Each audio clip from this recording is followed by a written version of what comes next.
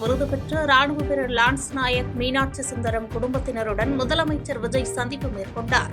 ஜம்மு காஷ்மீர் குல்காம் பகுதியில் கடந்த 2024 டிசம்பரில் நடந்த பயங்கரவாத எதிர்ப்பு நடவடிக்கையின் போது முகம் மற்றும் தோள்பட்டையில் பலத்த காயமடைந்த நிலையிலும் வீரத்துடன் போராடி பயங்கரவாதிகளை வீழ்த்திய தேனி மாவட்டத்தைச் சேர்ந்த ராணுவ வீரர் லான்ஸ் நாயக் மீனாட்சி சுந்தரத்தின் அசாத்திய வீரத்தை பாராட்டி நாட்டின் 2வது உயரிய அமைதிக்கால வீர விருதான கீர்த்தி சக்ரா விருதை குடியரசுத் தலைவர் திரௌபதி முர்மு அண்மையில் வழங்கியிருந்தார். இதனைத் தொடர்ந்து சென்னை தலைமைச் செயலகத்தில் இன்று தமிழ் மண்ணிற்கு பெருமை சேர்த்து அவரது நாட்டுப்பற்றையும் தியாகத்தையும் போற்றும் வகையில் தமிழ்நாடு அரசின் சார்பில் ரூபாய் 48 லட்சத்திற்கான காசோலையை முதலமைச்சர் விஜய் அவரது குடும்பத்தினரின் முன்னிலையில் வழங்கி தனது நெஞ்சார்ந்த பாராட்டுகளை தெரிவித்துக் கொண்டார். இந்த சந்திப்பின் போது ராணுவ வீரரின் குழந்தையை கையில் வாங்கி மடியில் வைத்து முதலமைச்சர் விஜய் கொஞ்சி மகிழ்ந்தார். கும்மிடிப்பூண்டியில் 3 வயது சிறுமி பாலியல் வன்கொடுமை செய்து கொலை செய்யப்பட்ட வழக்கில் பீகார் வாலிபர் கைது செய்யப்பட்ட நிலையில் இச்சம்பவத்தில் ஒருவர் மட்டுமே ஈடுபட்டுள்ளதாக காவல்துறை விளக்கம் அளித்துள்ளது. திருவள்ளூர் மாவட்டம் கும்மிடிப்பூண்டி சிப்காட் புதுப்பேட்டை பகுதியில் வசித்து வந்த வடமாநில தம்பதியின் 3 வயது பெண் குழந்தை நேற்று மாலை முட்புதர் ஒன்றில் இரத்த காயங்களுடன் பாலியல் வன்கொடுமைக்குள்ளான நிலையில் மீட்கப்பட்டு சென்னை ஸ்டான்லி அரசு மருத்துவமனையில் சிகிச்சை பலனின்றி இன்று காலை பரிதாபமாக உயிரிழந்தது. இக்கொடூர சம்பவத்தில் ஈடுபட்ட பீகார் மாநிலத்தைச் சேர்ந்த 19 வயதான பிபின் மஞ்சி என்பவரை பொதுமக்கள் பிடித்து தர்மஅடி கொடுத்து போலீசில் ஒப்படைத்ததைத் தொடர்ந்து அவர் போக்சோ சட்டத்தில் கைது செய்யப்பட்டார். கூட்டு பாலியல் வன்கொடுமை நடந்ததாக கூறி பொதுமக்கள் காவல் நிலையத்தை முற்றுகையிட்டு போராட்டத்தில் ஈடுபட்ட நிலையில் இச்சம்பவத்தில் ஒருவர் மட்டுமே ஈடுபட்டுள்ளார் என்பது விசாரணையில் உறுதியாகியுள்ளதாகவும் சட்டம் ஒழுங்கு பாதுகாப்பிற்காக பகுதியில் போலீசார் குவிக்கப்பட்டு மேல் விசாரணை நடந்து வருவதாகவும் திருவள்ளூர் மாவட்ட காவல்துறை விளக்கம் அளித்துள்ளது. தமிழக அரசின் ஒப்புதல் இல்லாமல் யாராலும் மேகதாது அணையை கட்ட முடியாது என திமுக பொதுச் செயலாளர் துரைமுருகன் உறுதிபட தெரிவித்துள்ளார். வேலூர் மாவட்டம் காட்பாடியில் உள்ள தனது இல்லத்தில் செய்தியாளர்களை சந்தித்த திமுக பொதுச் செயலாளரும் முன்னாள் நீர்வளத்துறை அமைச்சருமான துரைமுருகனிடம் மேகதாது அணை விவகாரத்தில் கர்நாடக அரசு தீவிரம் காட்டுவது குறித்து கேள்வி எழுப்பப்பட்டது. அதற்கு பதிலளித்த அவர், நீதிமன்ற தீர்ப்பின்படி தமிழ்நாட்டின் முழு சம்மதம் இல்லாமல் மேகதாதுவில் யாராலும் அணை கட்ட முடியாது என்பதை சட்டசபை கூட்டத்தொடரிலேயே தான் தெளிவுபடுத்தியதை நினைவூட்டினார். மேலும் சட்ட தீர்ப்புகளை படிக்காமல் அங்கொன்றும் இங்கொன்றும் கதை கேட்டு வதந்தி பரப்புவர்களின் கேள்விகளுக்கு தான் பதில் சொல்ல தயாராக இல்லை என திட்டவட்டமாக கூறினார். இந்த சபையில் சொன்னதை நான் இப்போது நினைவுபடுத்தி சொல்லுகிறேன்.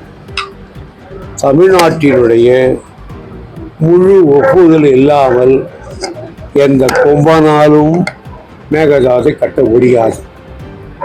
அதுதான் தீர்ப்பு. அதை அந்த தீர்ப்பை படித்தவர்கள் இப்படி பேசப்பட்டார்கள். ஏதோ அங்கொன்று இங்கொன்று கதை கேட்டுக்கொண்டு கதை விட்டுக் கொண்டிருக்கார்கள். இதுக்கெல்லாம் நான் பதில் சொல்ல தயாராக இல்லை.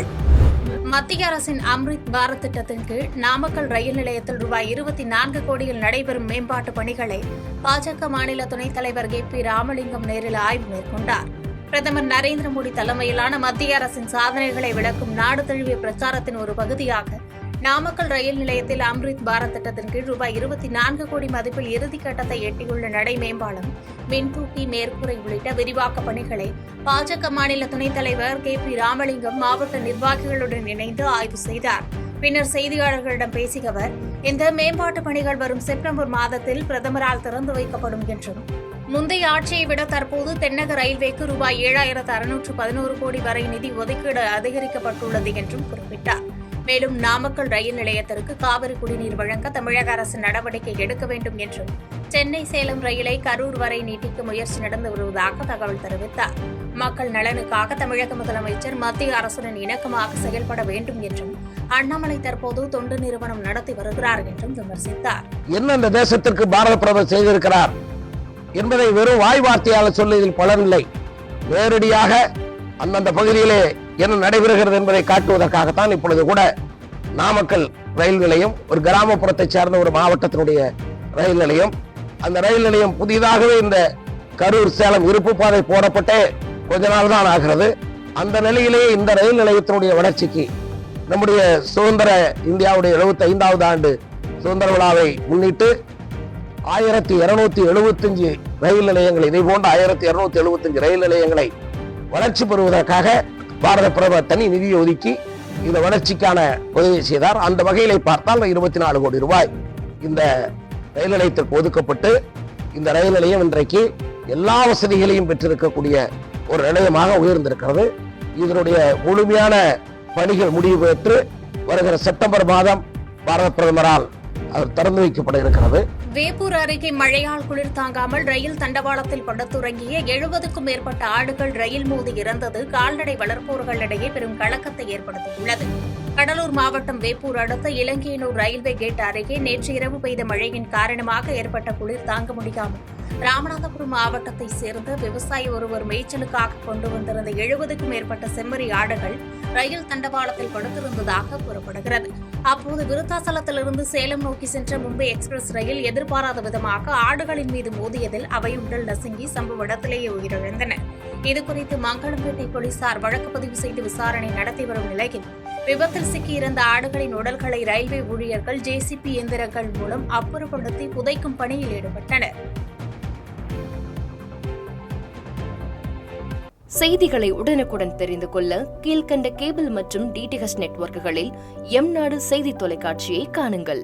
பாதகம் செய்பவரை கண்டால் நாம் பயம் கொள்ளலாகாது பாப்பா. மோதி மிதித்துவிடு பாப்பா, அவர் முகத்தில் உமிழ்ந்து விடு பாப்பா. அண்மை செய்திகளை உடனுக்குடன் தெரிந்து கொள்ள இணைந்திருங்கள் எம்நாடு தொலைக்காட்சியுடன்.